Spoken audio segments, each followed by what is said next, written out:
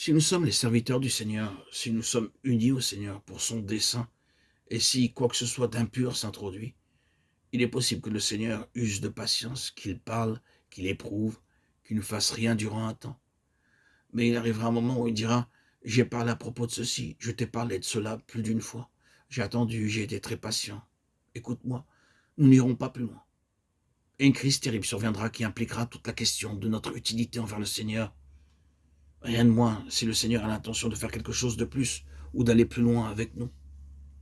Je dois être de nouveau sérieux et solennel à ce sujet parce que, voyez-vous, le principe gouvernant, le principe même du service lévitique pour Dieu est la sainteté.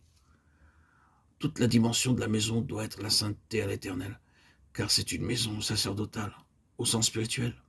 La sainteté, un peuple séparé pour Dieu, d'une manière intérieure. C'est impressionnant lorsque vous prenez le temps d'y penser. Vraiment, asseyez-vous et réfléchissez-y un peu.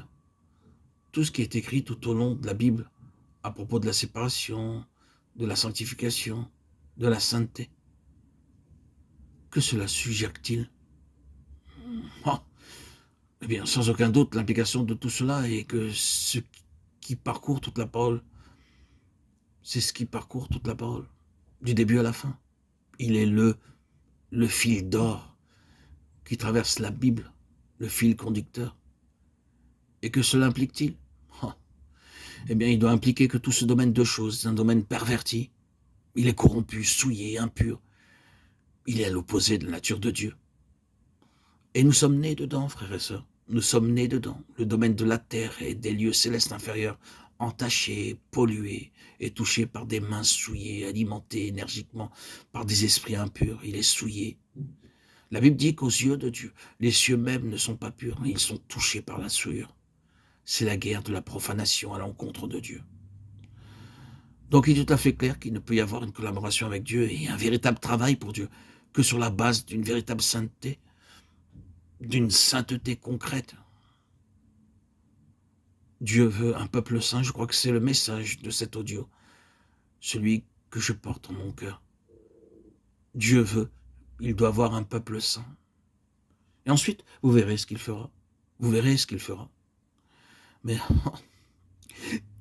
c'est un chemin de souffrance, car il nous conduit si profondément dans la signification de la croix. La croix cesse d'être un enseignement, une doctrine. Elle devient une réalité terrible, terrible. La croix est terrible.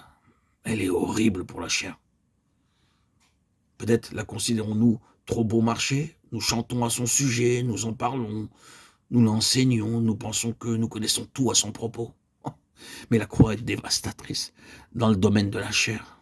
Un jour ou l'autre, vous découvrirez que la chose la plus terrible est d'entrer réellement au contact de la croix dans la chair.